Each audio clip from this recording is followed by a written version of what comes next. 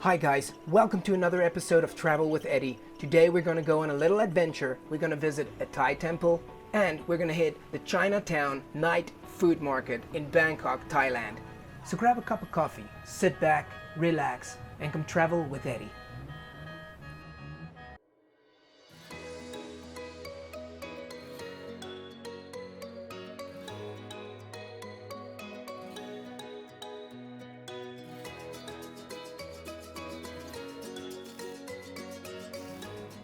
We thought it the perfect opportunity to go to a temple before we go into Bangkok City to enjoy the night food market.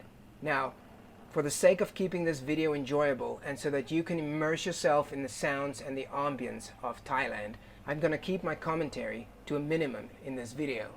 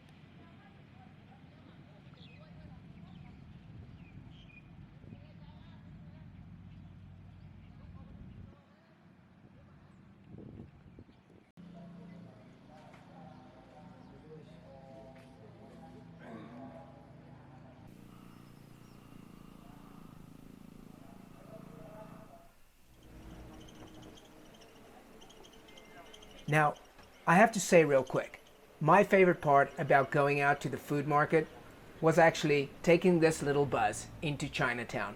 It was about 20 baht, which is less than $1 US. I mean, come on. My favorite part about this bus ride was being able to see everything.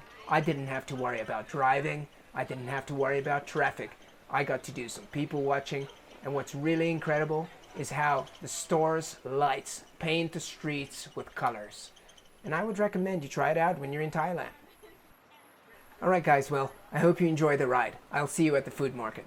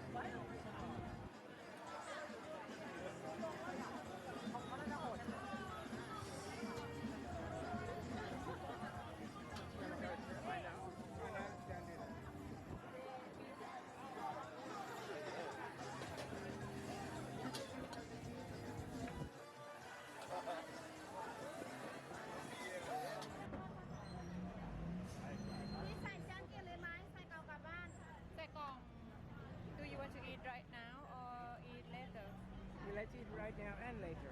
โอเค We can eat this and then go look for something else and then get some tea or coffee. อ๋อ โอนได้ใช่ไหมคะ ข้าวก่อนนึ่งลงกันนะคะ ค่ะ พากงช่วยเลยพี่แดง สแกนจ่ายนะคะ50 บาท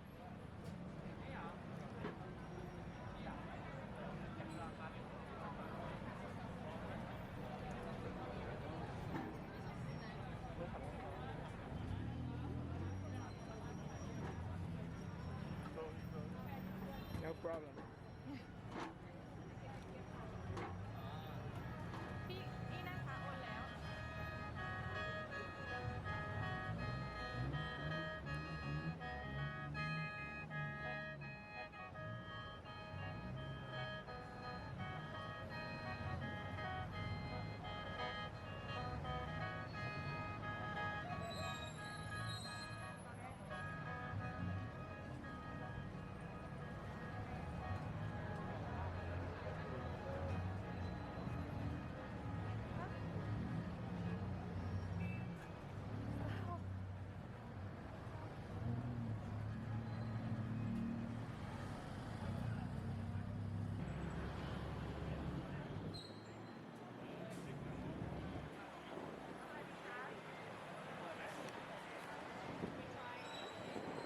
Yep.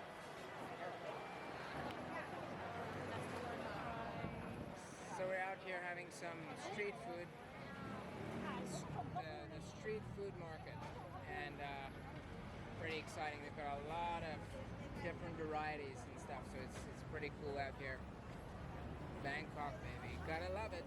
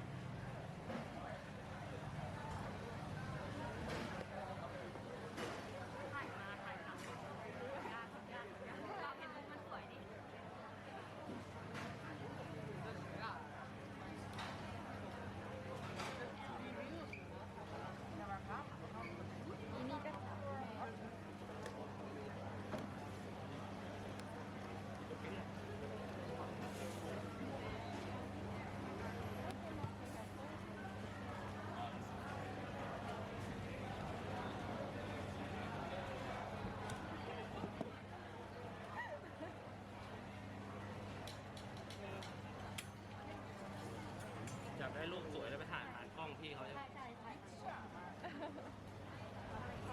หั่นครึ่งไหมครับ ค่ะอะไรค่ะสแกนจ่ายนะ ได้ กี่บาทคะ 59ครับดั้งเดิม39ไส้ครีมที่10 ไม่น่าจะได้เดินเยอะไม่ไหวอ่ะ เราไม่สู้คน ดีวันนี้คนยังน้อยนะครับ เดี๋ยวเพจคิดไม่ได้จะตกให้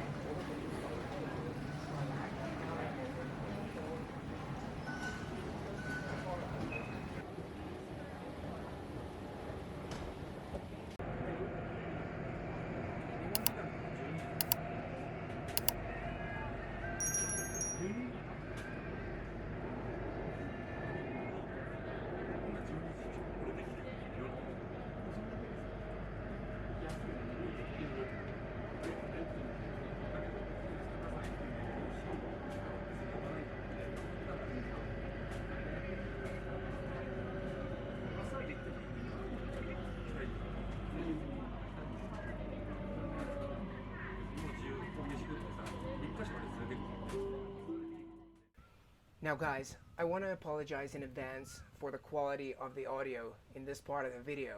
I only realized it in the editing. My microphone wasn't plugged in correctly. However, I made some adjustments to the audio and I hope it's not too overbearing.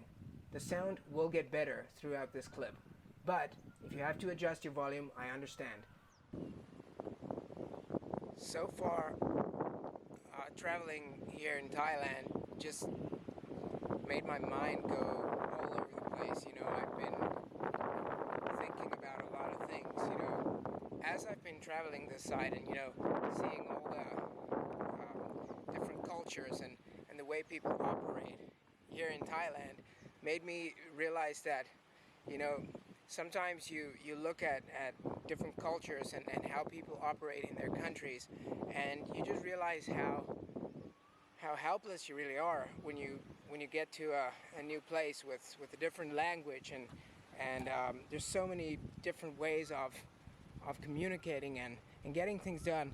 I also realized that being this side, you know, I really don't know that much about the culture itself, and you know, I was driving on the highway and I was swerving my car, so the traffic officers pulled us over and I got a 500 baht fine for doing that, and it made me realize again, well, yeah, 500 baht might be a lot, but it's probably about 30 bucks, 30 US dollars. So, you know, I kind of saw it as like tuition, you know, learning about the way people operate here. Yeah, you've got a bunch of scooters that just, you know, zip in front of you, and it's pretty chaotic in traffic here. You know, you've got a bunch of telephone lines all over the place. It looks like spider nests, and it's really just like I call it a noodle bowl. You know, it's like a bowl of noodles. Everything's all over the place, and you got to be really careful when you drive out here, because if you hit someone, even if they can't, you know, zip in front of you, you're liable. And in Thailand, you're not allowed to touch any of you know, the vehicles. You're not allowed to move the scooter, for instance. When you get into an accident, you have to leave it right as it is and call the authorities so that they can come out, and the insurance company has to come out as well, so they come out right on the spot to assess the damage and to take photos. So the police take photos, the insurance companies take photos, and the parties involved take photos. So it's really crazy. Like, you know, again, I realized how convenient we have it in the US, where, you know, you get into an accident, yeah, I take my photos, the other guy takes his photos, we take insurance information, and then we go and we speak to our representatives at the insurance companies. Sorry, Cup. Yeah, just traveling out here, you know, I realized, you know, everything costs money if you don't know what you're doing. I've been fortunate to have someone with me who's a local, so she was able to teach me a lot. And while I'm very independent, and I would just, you know, tell her, don't backseat drive when I have to navigate through the city, you know, please, that'd be great. I did realize that she was actually right, and that probably led to the 500 baht fine, because you know, I said, you know, I've been around the world 4 times, you know, I use my GPS everywhere I go, so just kind of sit back and relax. Obviously she was right, you know, it's different out here. The GPS doesn't necessarily take you to the right place. It says go in this lane, and then when you check, it's like, oh gosh, it was actually the left lane and you have to make a U-turn. So yeah, yesterday we drove through about 5 tolls, each of them being about 100 baht. So that was probably another $30 in toll fees because of mistakes that I made driving out here.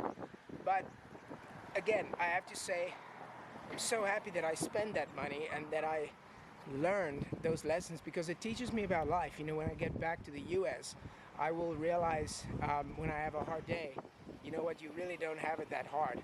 And just incredible, you know, when you get to travel and you see all these cultures, you also see the poverty and the wealth gap out here. It's vast, you know. I was asking my people this side, how do you guys afford spending $300,000 US on a house, which would probably equate to hell, I'm going to throw out a number, 10 million baht. In South Africa, that would be 5 million rand. And that's a lot of money out there even.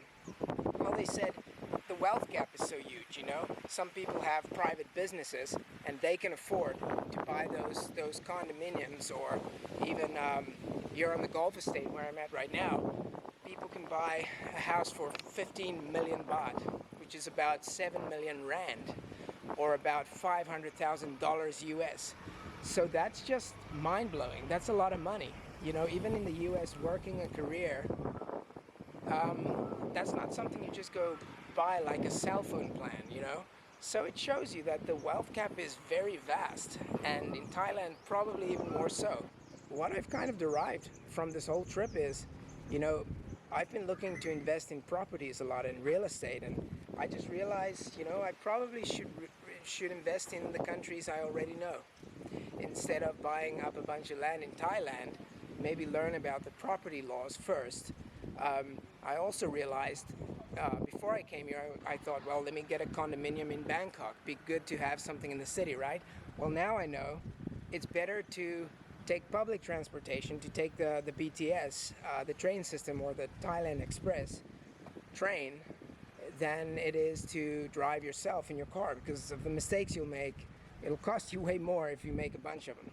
So instead of, say for instance, buying a bunch of land in Bangkok, to say, oh, I got a ton of land, it's probably better to buy up a few flats in Johannesburg in South Africa.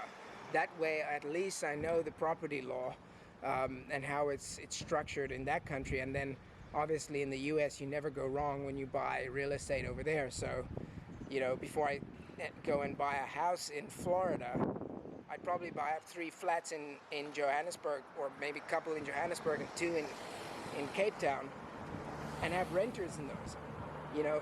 And then with my career, most of the time I have housing, so I don't really need to be in one place at one time. So it's been really interesting, and it's certainly been an eye-opener. But I hope you enjoyed the trip so far, and I hope that you enjoy the content that I've made here. I'm not really a content creator. I seem to enjoy it more when I can take everything in on the spot. So that's it. And there's my people now, so I think we're gonna go, and then I'll see you later. Ciao. Thank you for coming along on another episode of Travel with Eddie. Unfortunately, today our journey has come to an end. But on the next video, we'll take a little trip down to Phuket. I'm going to share with you a really cool hotel that we found for a very good price. I also got some cool shots of the sun setting on Phuket's beach. But I will see you again next time when you come travel with Eddie.